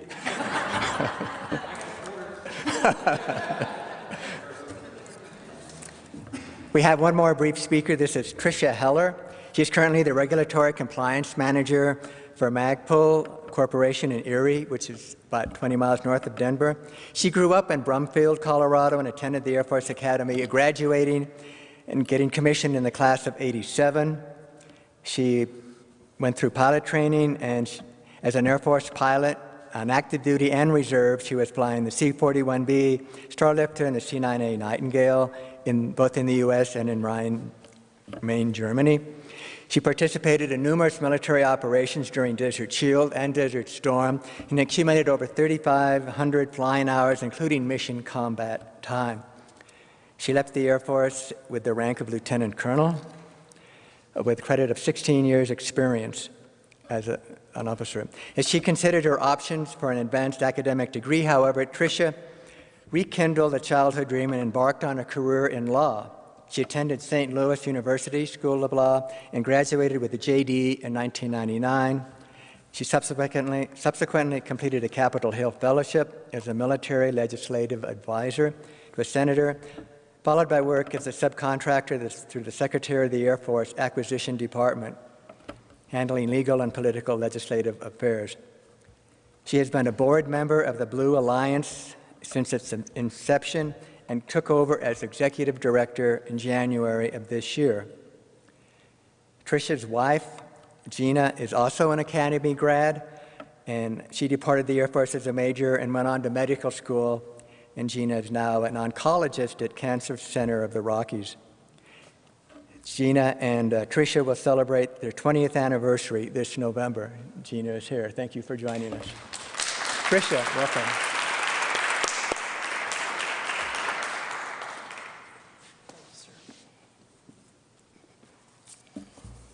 That last part always makes me smile. I would like to thank the PFLAG chapter and most especially Bill Oliver for the opportunity to be here tonight. And I do want to thank Gina for coming down. We drove down from Windsor, just outside of Fort Collins, and I hijacked her from her patients and said, "Come with me, please." So she accompanied me down. So my thanks, though, is surrounded by the fact that I will take any opportunity to talk to you, talk to anybody about the wonderful people that make up the Blue Alliance.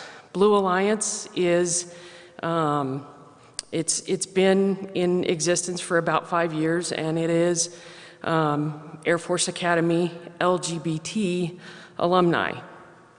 And the mission statement is to act as a support and networking and mentorship opportunity for LGBT alumni. And that's an incredibly important aspect. The evolution of that over the course of 5 years has been phenomenal, and I'll talk a little bit about that in a second. The second part of the mission statement is to promote respect and education and advocacy for LGBT issues, especially within the military and the Air Force. And then the other aspect of things is still protecting people's privacy, because even with the repeal of Don't Ask, Don't Tell, not all of our membership is out, and that's for private sector as well as military people as well. So we still take, their privacy concerns very much to heart. Blue Alliance, as I said, started about 5 years ago, and it was a 1985 graduate, and it was predominantly networking and mentorship. But in the course of the last year, for the last 2 years now, we have had a dinner that has been military, focused, but our membership has gotten together and hosted a dinner. And this past year, with the repeal of Don't Ask, Don't Tell, we actually held that dinner on Air Force Academy grounds. And that was phenomenal in and of itself. But it also took the evolution of Blue Alliance one step further, because the networking and the mentorship aspect now included over 30 cadets that ended up showing up to the dinner and wanting to be a part of Blue Alliance. And so in just 6 months' time, that relationship and that opportunity to work with the cadets and be a part of, have the cadets be a part of Blue Alliance has grown dramatically. And in fact, Cadet First Class, only for 19 more days, Dan Dwyer, you can stand up, Dan, is with us tonight. And Dan had the courage to step up and bring the cadets together, and now they have submitted their charter to officially be a group officially titled Blue Equality at the Air Force Academy. So they have group status, and they can do essentially the same thing that Blue Alliance is doing, but within the Air Force Academy structure. The relationship between Blue Alliance now and Blue Equality has been absolutely fascinating, to the point where I have the distinct honor and privilege in 20 days to be able to commission Dan Dwyer as a second lieutenant in the Air Force.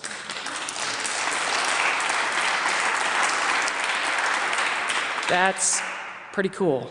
But it's also the evolution of Blue Alliance in that our networking and our mentorship of our program really has taken off. And so the diversity of our membership now is that, as has been stated, people that served in silence and our Blue Alliance membership, our alumni at this point in time, those people that served in silence, you know, a lot of them were discharged under Don't Ask, Don't Tell. I wasn't technically discharged under Don't Ask, Don't Tell, but Gina and I both left the military with 16 and 14 years respectively, flat out because of Don't Ask, Don't Tell. And when you talk about integrity, it was integrity.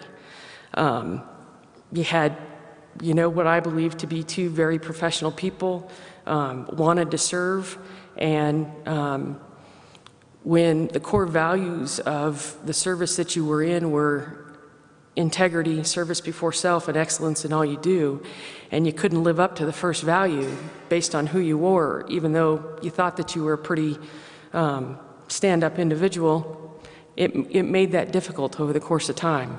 And then when we got a law degree and a medical degree, and you know, Gina was going to set up her practice as an oncologist, moving back to her hometown, it was like we were done lying. We were proud of who we were. We wanted to serve people, and so we could not maintain the conflict of being in the Air Force and doing that at the same time.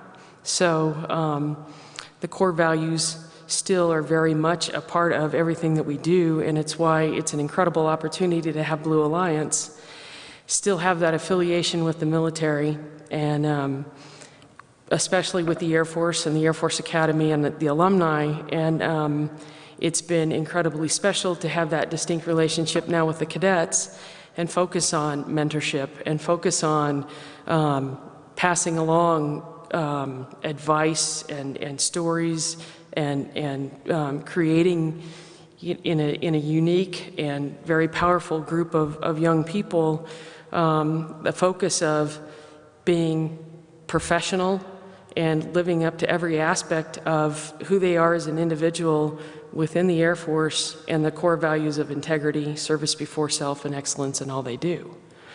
So that is now where Blue Alliance in 5 short years is. As I said, I am incredibly proud of the entire spectrum of membership that we have. We've got professionals in all walks of life, still in the military, outside of the military, doing incredible things, and they're incredibly supportive of our membership, the Air Force Academy, and the Air Force, and trying to just do whatever they can for people that either need help, need a shoulder to cry on, need money, need any type of support that they can offer.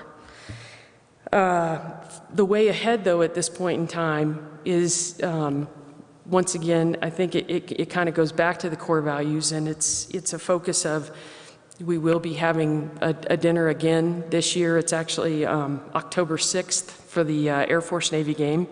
And actually all 3 services, they've been to our dinners every time. Outserve from the Naval Academy and Nights Out from West Point have come and attended. But I think our dinner is going to be a whole lot bigger this year in light of the networking that's going on even between the services. But I think that the biggest thing, and I wish I could have pulled it up, but our logo for Blue Alliance, it transitions from dark blue to light blue, and that's the transition from out of the dark for LGBT people serving into the light.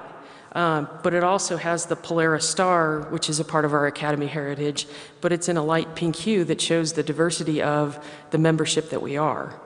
The thing that I would say with respect to that and our way forward is that we look to help with the integration of the diverse and highly professional force that we are, and let that diversity serve with every aspect of integrity and service before self and excellence in all they do.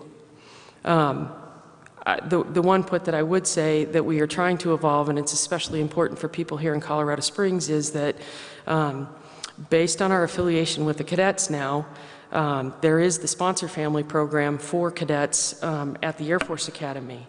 And one thing that we are actively trying to do, and on our website, which is, it's blue-alliance.org, but we have links to the sponsorship application for families, and we are actively looking for people to reach out and be, offer to be sponsor families for cadets that are a part of Blue Equality, because a lot of kids coming out or questioning, their sexual orientation through the Air Force Academy, it's like, yeah, it's great that the policy's gone. That lifts one aspect of the whole thing, but going through figuring out your sexual orientation is never an easy thing, especially with a lot of families, with military background and stuff. And so we are actively looking for sponsor families that cadets that are in need of a safe place to get away from the academy and just be who they are and process things, have that opportunity to do that and be completely comfortable. So those are some of the things that Blue Alliance and Blue Equality are looking forward to. I do tip my hat to Blue Equality. The cadets, in the 3 months' time that they've had their group together, they're already working on setting up an exhibit at the Air Force Academy to go through LGBT heritage and, set up a whole display.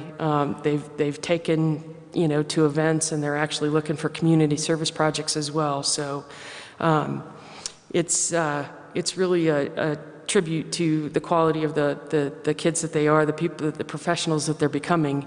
And then you look at the integration as they graduate and become a member of Blue Alliance and what we're trying to do. And once again, I thank you for giving me the opportunity to talk about the people that are a part of Blue Alliance and just the stellar people that they are.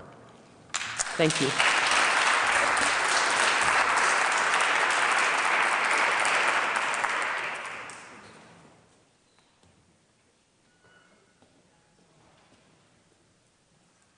Well, congratulations, Trish, on the progress that's been made by Blue Alliance and on your 20th anniversary. And we're just so happy that you're here in Colorado, the both of you. And again, the website is blue-alliance.org. We will now be entertaining questions. Let me, if you come to the mic, I'd ask you to identify yourself if you're willing to do so. And please be sure to frame your brief remarks in the form of a question and to which of our three speakers you're addressing the question. Ma'am? Good evening, and thank you all for being here. My name is Lisa Jo Laptad, and I run the transgendered support group here in town up till about 6 years ago. I kind of got burned out on it. I started in '96. I commend you all for all the work you've done, both groups. I hear of a TG involvement, but I don't hear of any participation talked about tonight when you spoke of your groups. So I would hope that there are some involvement that is TG responsive, people being in your groups and people helping and doing those kind of things for your groups and for other people out there. My question to you, sir, would be, why do we have to still serve in silence? And do we have to wait another 18 years before we get our repeal? That's a great question. And when we were doing the study, the Department of Defense and the Secretary very clearly bracketed us only on the lesbian, gay, bisexual community. The transgender issue has other medical issues and benefit issues related to it, and the Department of Defense is not taking that issue on because it's a separate issue. So that's the policy issue. I think you will see it addressed. I don't know when it's going to be addressed or how long that's going to be taken. So if it's an issue that you'd like to pursue, I think you haven't had to work through your congressional delegations and through the civilian government side. Done the studies. Are you going to continue to do other studies that will help us to? There are many current ongoing studies. Well, can you recommend them to start them? I mean, can you get involved in getting this initiated? We discussed that. That was a part of our conversation with our leadership that we have there, so that information is there. What leadership will do with that, I don't know. That would really be a political decision because the Secretary and the President through the executive branch I understand. So it wouldn't be the Department of Defense, the military, uniform side initiating that conversation, the government side through the executive. Halfway, because we're still in the DSM-4 and we're considered a mental condition. And because of that, we have to be put out under a Section 8 whenever we decide to say, hey, I'm different, I want to dress different, I want to be different. And yet now we get left behind again. I think that's a sad but true statement. I don't know when the Department of Defense is going to take that. Well, for whatever advocacy you can do, I hope you will keep putting your 2 cents worth in for my community, because there are many out there. I'm retired military from the Army, and I suffered my silence and went through with it, got my retirement. But it's a long process, and I know that there's a high suicide rate for people in my community that go through this process, whether they retire or not, because they can't come out and be themselves. And I work with the Suicide Partnership Prevention Hotline here in town as a volunteer, and I'm going to go be speaking in Denver on the 17th to a group of people who work with suicidal people and have never talked or listened to people talk about transgendered before. And I'm going to be explaining to them how to address them and how to interact with them. But I would hope that the military would at least be listening to somebody like you if you keep knocking at the door for us. Okay, that whole idea of tempered radicalism that I talked about in terms of working within the system, absolutely. And I think, as Jeff was talking about his personal experiences, the quote I had up there about still serving with a knife in your back, we still have communities and groups that have to deal with those issues. We understand that. You know where the rest of society is on this issue. It's lagging behind even on the LGBT or the LGBT issue that we're dealing with in terms of acceptance across society. And so, But we seem to get left behind a lot, and it's getting a little tiresome, and people are dying. We're in a revolution, and we're dying because of it. And we shouldn't have to die. Nobody should have to die because of this. And we are. I just want to thank you for your service. Thank you. I would add, Blue Alliance actually does have, one of our board members is transgender, and we do address those issues. We try to be, open and inviting to that, and, let that be a part of our networking and support and advocacy elements of our organization. And OutServe does as well. We're LGBT. I know we have a whole separate transgender group within our organization, and we've talked a lot about what we can do to try to help this along, having actively serving transgender people. And I know that the leaders of OutServe are trying to figure a way to funnel some of that conversation to DoD leaders and Congress people so that they can address this issue and find out what they can do about it. If there's anything I can do to help.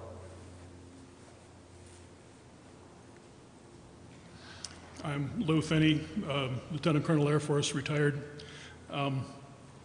2 questions. Well, no, first, congratulations on an outstanding performance the other night. I was impressed, seriously. I thoroughly enjoyed it. But 2 questions for you, Colonel. Some of us, as the repeal issue started coming up, were predicting that there would be serious resistance from about the 05 or 06 level up, but general acceptance from that level on down. Was any, actually the other piece of that is the E8 and E9, was any of that research done to Yeah, we actually looked at those data pretty closely. They're in the report. Your hypothesis would be supported by our data as well as data from other institutions.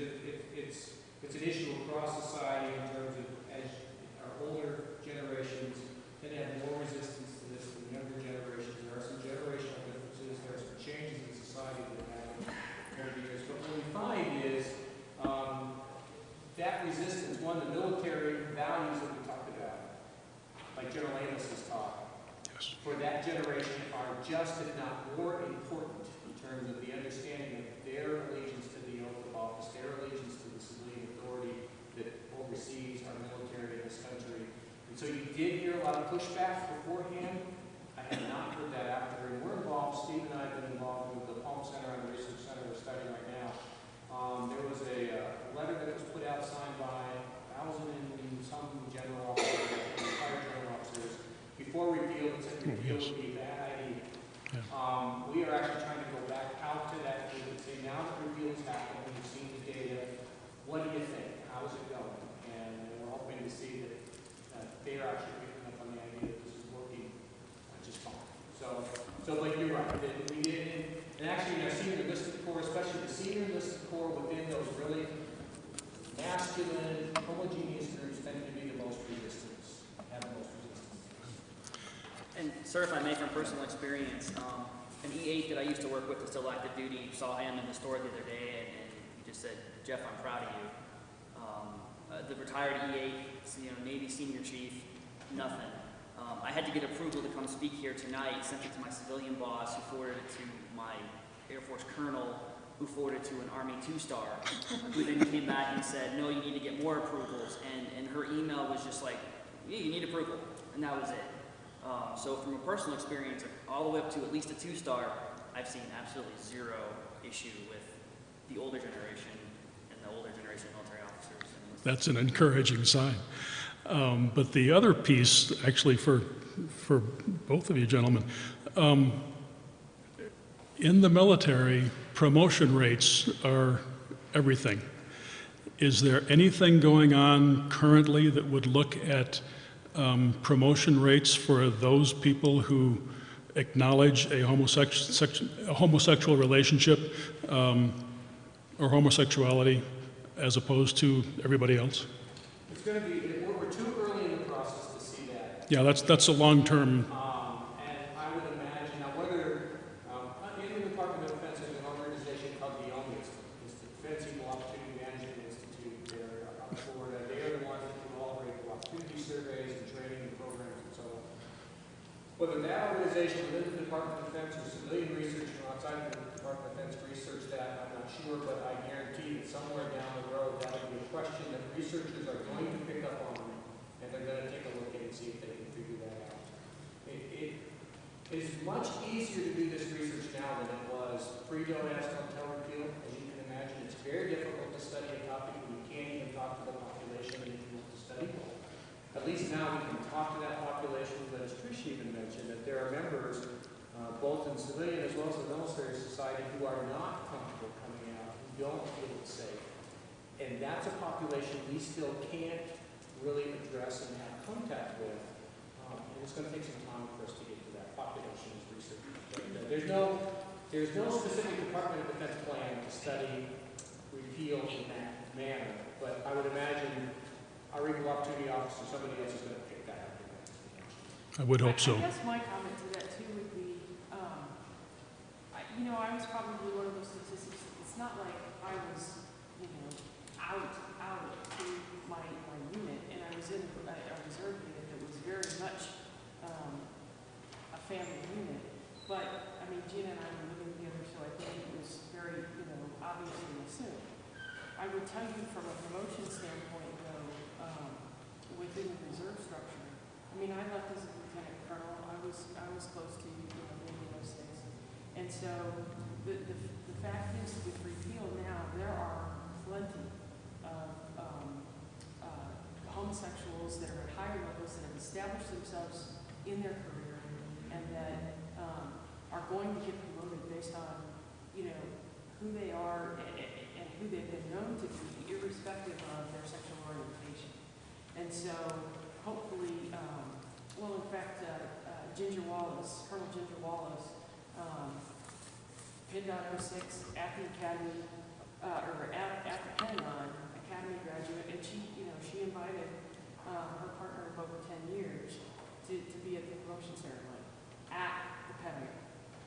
That's a statement, it's not likely to affect her career, and life goes on because she's established herself already, irrespective of her sexual orientation. So hopefully that's what we continue to see. Yeah, but in a promotion system where not quite the superlative words on a performance report means, in this highly competitive system, I'm sorry, you fall below the promotion cut.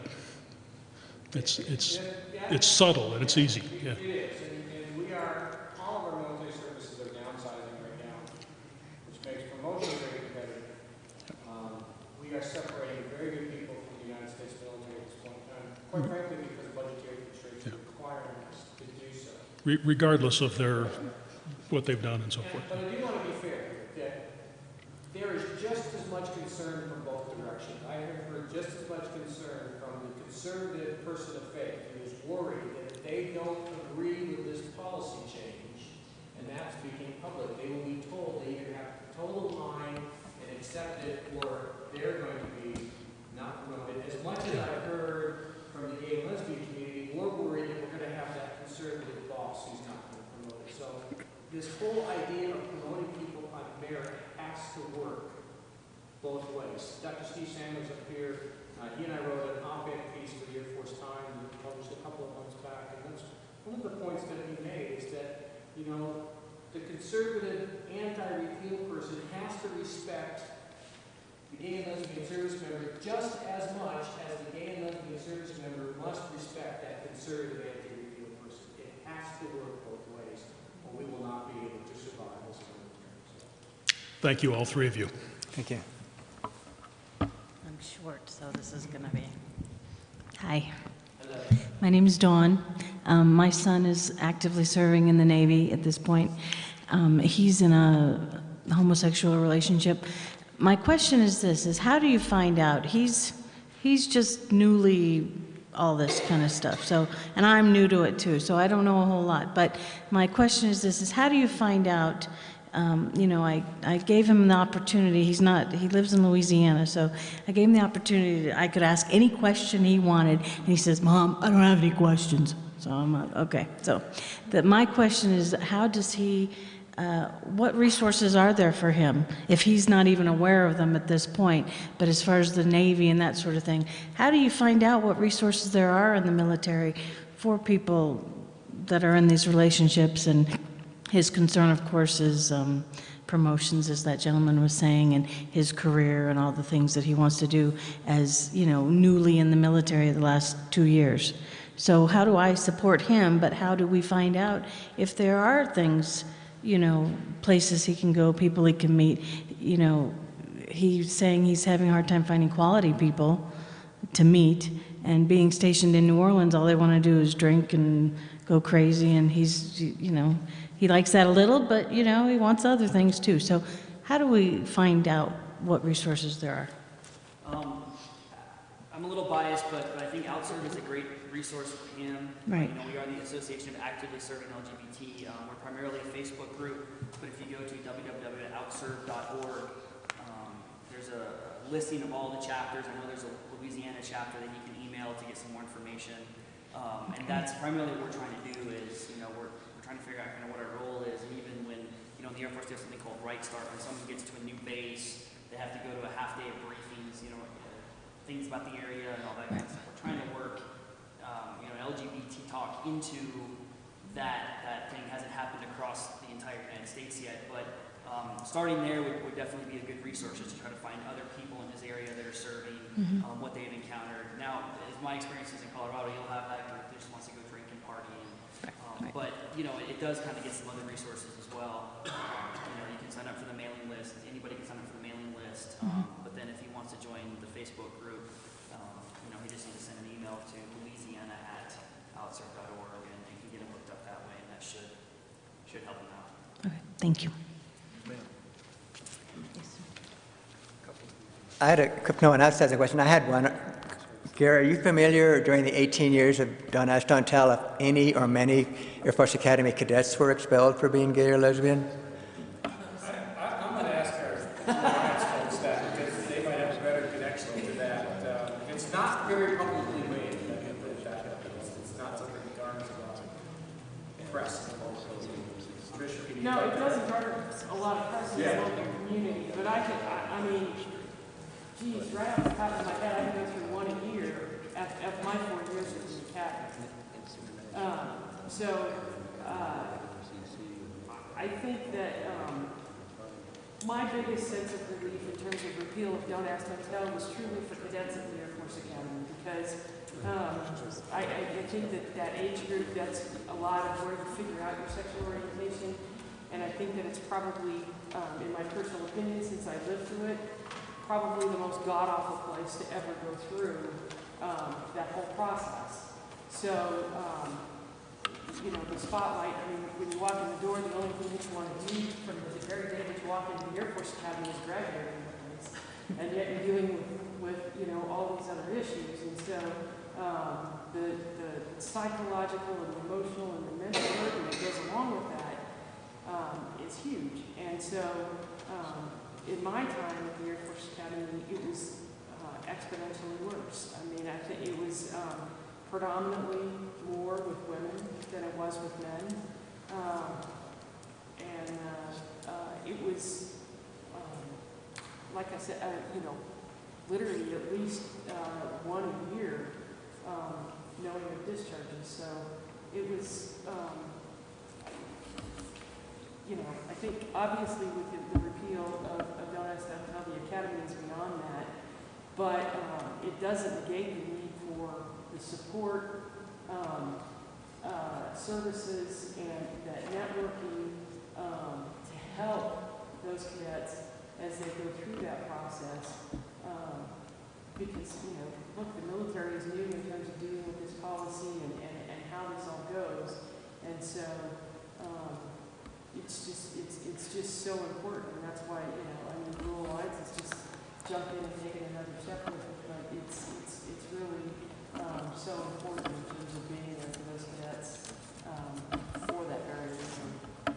When I was talking earlier about going through many years of my career where this just wasn't an issue I thought about, and the main reason is, as I said, being a member of every majority community in our culture, it's not done with a lot of fanfare what's happening in most organizations. Unless you do a personal involvement, typically... Here today, gone tomorrow. Yeah, you wouldn't know.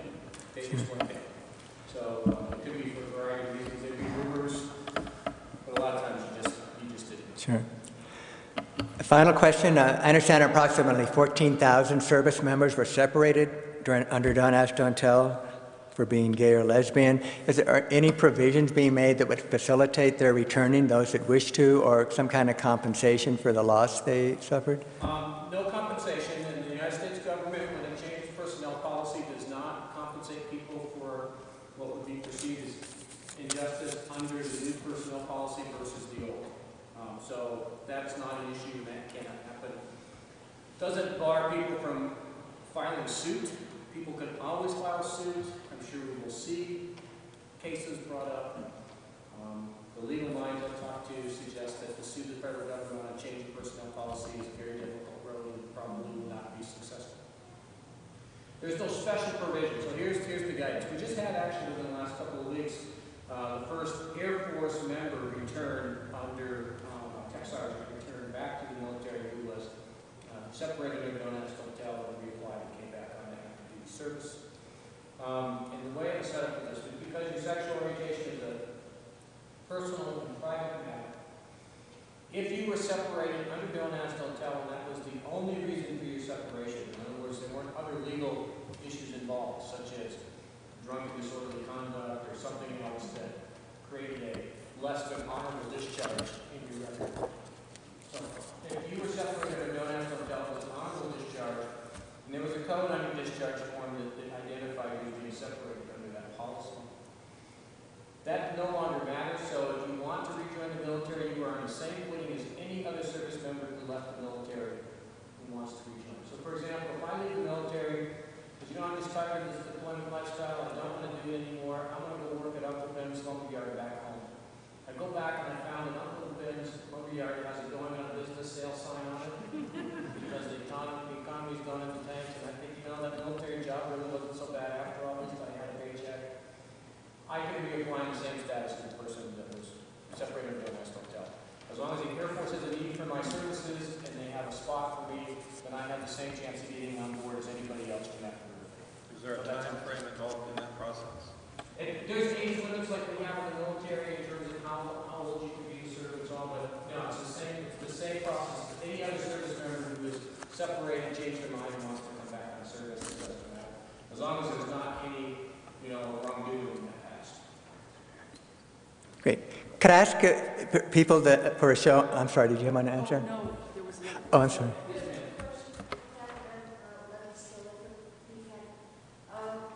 If someone reapplies after having been separated under Don't Ask, Don't Tell, can they be reinstated at the same level?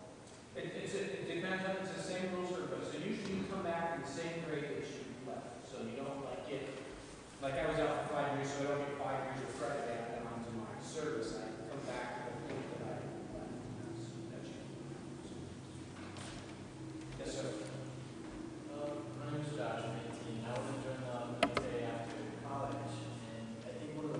the Air Force. I will say Air Force is not bad. My largest concern would be being 18 and going into the military. It's our generation that's going to be influencing it the most now. And my concern would be, yes, we see all these changes, we hear about them, but once we see them in action, actually behaving that way, then we'll believe them. But if I go into the military, like Navy or something like that, that's good. But say that it just, I think if something was directed more towards the young, like the 18-year-olds that are focusing on it, they feel more comfortable and you get more attention on it, and you have more people being recruited going right for it. Because I don't know a lot of 18-year-olds that are out, but I also don't know a lot of, I mean, my friends are the ones telling me about it. If you go to the Army or you go to the Air Force, someone's going to give you a problem with it. You don't hear about it, and then also they don't do that. Right. And so it's, as long as they get that comfort, more people are going to be more comfortable going in. It's our generation that's going to be running that next. So we have to focus on us, and that sounds kind of selfish. But you're 18, it's okay. If the attention starts to get brought on us, it'll move further, I think. And you're going to hear more of an influence from our generation than you are from the people who are saying about watching it, because we're going to be the ones running it after you. No, it makes perfect sense. So, I mean, we give you a couple of things that might help with this issue. So, one is, you're right, our United States military is not going to go out and proactively do recruiting and make a big deal out of this. I don't think we're going to see that anytime soon. We recruit to fill the ranks. And we know our recruiters do a lot of really careful studies to know what are the demographics that are most likely to join the military, because such a small percentage of our population serves uniform service in the military. Anymore, how small our service is and being able to qualify to this. Great Britain, on the other hand, has done just the opposite. I was just talking to a couple of gentlemen at a teleconference about a month ago who are responsible. They actually have an office for recruiting specifically gay, lesbian, and transgender service members into the English military. And they go to gay pride events, they specifically go to these events. I don't think our government's going to take that pathway anytime soon. But I will tell you this, I'll give you one anecdotal story that might leave a little bit of attention. So I was talking to some cadets after going to Repeal, and I asked them, might have been a conversation Steve was involved with, I don't remember, what has changed? Now I asked them, tell if they Repeal in the cadet wing, so I'm talking to your age group kids, and here was their response. Other than a couple of people's Facebook status changes, it's all the same.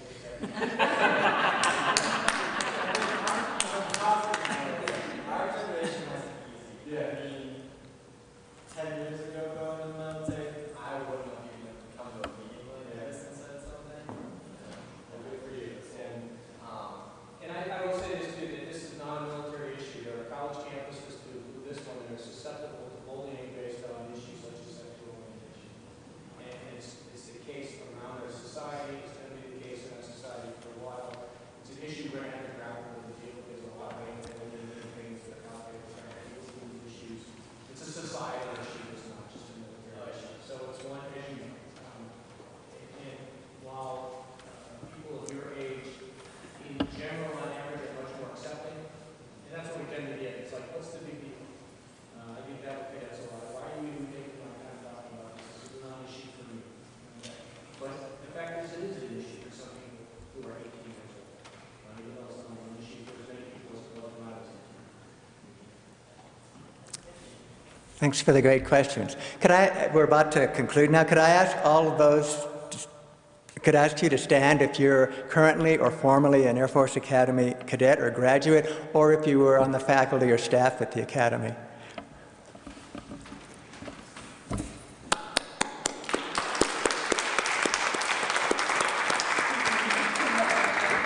And could I ask all those who are actively serving in the military or who are veterans of the military to please stand?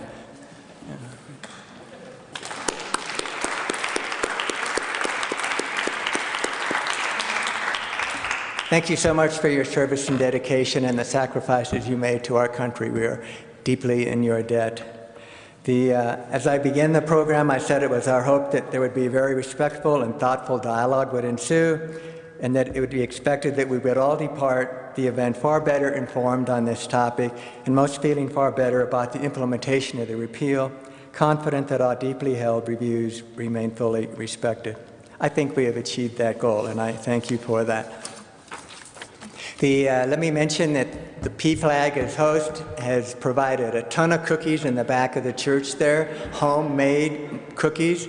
So be sure to go out that door. We have more cookies than we need. So again, thank you so much for coming. Colonel will be here for a minute. I'd like to say something real quick, if I can. In my culture, as the colonel and the department head, I get the last word. But I just want to personally stand up here and thank Bill for doing the work to put this together. So if you could all thank Bill for me, please. Thank you. And we have a tradition in the military. We have coins that identify our organizations. And I'd like to present you with our Department of Behavioral Sciences coin. Oh, wow. Thank you so for much. what you've done. I appreciate it. That's great. I'll treasure it always. Thank you. I forgot to mention I do have a handout for anyone who would like one, a few resources related to the repeal. It mentions the website that the Colonel had, and it mentions Unfriendly Fire, Our Time, The End of Don't Ask Tell, various publications, plus websites. So I invite you to take one. The cookies await.